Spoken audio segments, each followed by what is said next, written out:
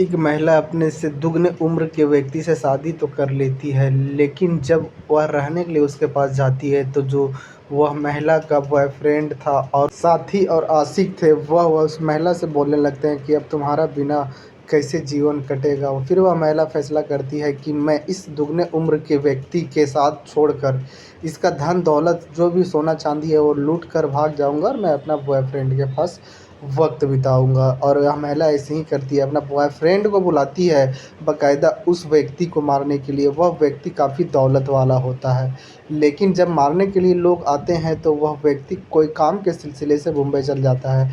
ये लोग आके गांव में फंस जाते हैं और एक कैमरा के माध्यम से ये सब पकड़े जाते हैं। और जब इन लोग को पकड़ा जाता है, पूछताछ किया जाता है, तो पता चलता है कि उस महिला के पति को मारने के लिए आए थे। कहानी को पूरा सुनने के लिए वीडियो पर बने रहे। हाँ तो नमस्कार, आप देख रहे हैं द रियल क्राइम और मैं आपके साथ रंजित गुप्ता। बिहार के छपरा में एक व्यक्ति रहा करता था जिसका नाम भंवर सिंह होता है। भंवर सिंह का पत्नी 10 साल पहले मर जाती है। भंवर सिंह अकेला होता है, उसके साथ में उसकी बेटी होती है। उसकी बेटी का उम्र 22 वर्ष होता है और वो भंवर सिंह चाह रहे थे कि अपना बेटी के शादी करके और विदा कर दूं, लेकिन उसको अकेलेपन का भी तन्हाई सताए जा रहा था, इसलिए कि उसको दौलत का कोई कमी नहीं था। वह काफ़ी पैसा वाले थे और ज़मींदार भी थे।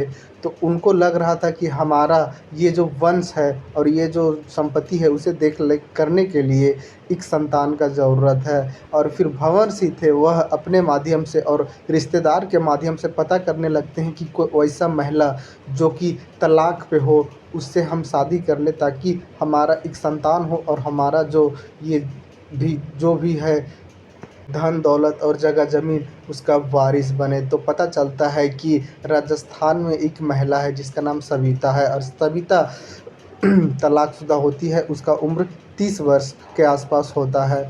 दोनों को पहले बातचीत होता है, देखा देखी होता है। उसके बाद सविता भंवर सिंह से शादी करने के लिए तैयार हो जाती है और 1 साल पहले ही इन दोनों का शादी होता है। सविता जैसे भंवर सिंह के घर आती है, भंवर सिंह उसको भाता नहीं है, लेकिन भंवर सिंह के धन दौलत पे सविता का पूरा नज़र पड़ जाता है। फिर सविता फैसला करती है कि भंवर सिंह से हमें पीछा छुड़ाना है, लेकिन इसका दौलत को भी साथ लेके जाना है। सविता का बॉयफ्रेंड राजस्थान में भी रहा करता था और सविता एक बार अपना घर जाती है कोई काम के सिलसिले में और अपना बॉयफ्रेंड से वो बताती है कि हमें अपने पति से पीछा छुड़ाना है। उसका जो दोस्त था, बॉयफ्रेंड था, वो बोलता है कि हाँ छूट सकता है, उसको क्यों ना हमेशा हमेशा के लिए मार दो तो पीछा छूट जाएगा और उसका जो भी धन दौलत है वह तेरे नाम पर हो जाएगा। उसके बाद सविता, जो कि सविता को भंवर सिंह गहना जेवर दिया था, वह सविता पूरा गहना जेवर बेच के 4 लाख इकट्ठा करती है और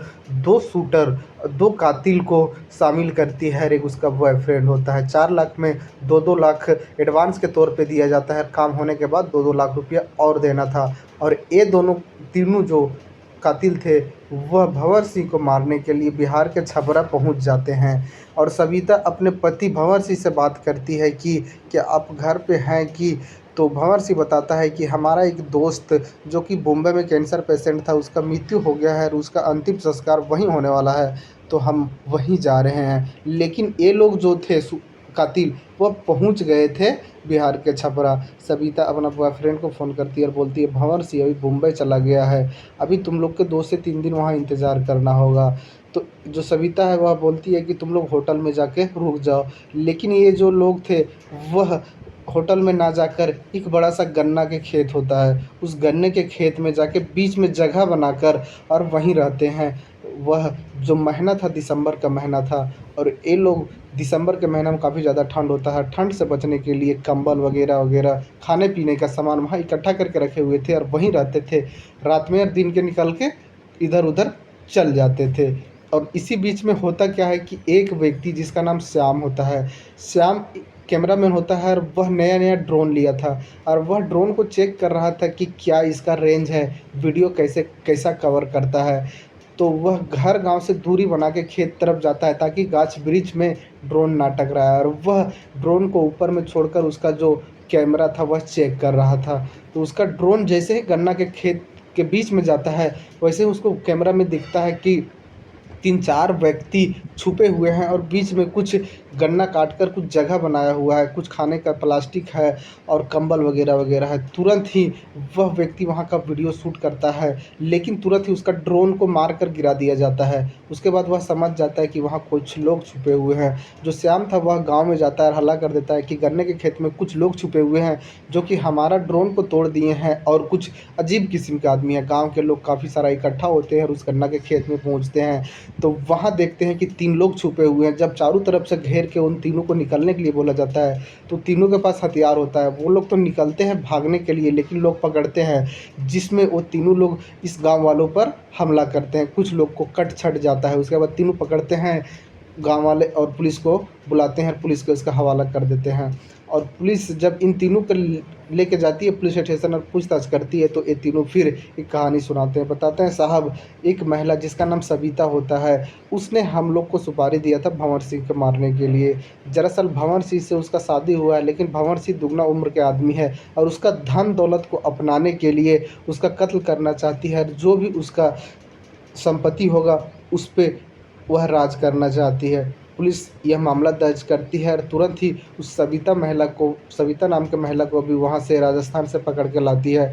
इधर भंवर सिंह को भी इन्फॉर्म किया जाता है। भंवर सिंह भी मुंबई से आता है और जब भंवर सिंह को यह सारा कहानी बताया जाता है, तो भंवर सिंह के पैरों तले ज़मीन खिसक जाता है। भंवर सिंह की बेटी अक्सर घर में ही रहा करती थी और भंवर सिंह की बेटी भी अपने माँ के जो दूसरी वाली माँ थी सविता, उसके चाल चलन से काफ़ी ज़्यादा चिड़चिड़ी रहती थी, इसलिए कि इसकी माँ जो सविता थी वह दिनों भर फ़ोन पे ही लगा रहती थी, कभी इससे बात कभी उससे बात। जब उसकी बेटी सविता से बोला करती थी कि माँ अब तुम्हारा शादी हमारे पापा के पास हो गया है, अब तुम्हें उस सब से बात करना नहीं चाहिए, तो सविता इग्नोर कर देती थी और सविता अपनी बेटी को ही डांटी दबाया करती थी। पुलिस मामला दर्ज करती है और अभी तीनों ये जो कातिल थे उन लोग को हिरासत में कर लेती है और यह सविता को भी हिरासत में कर लेती है।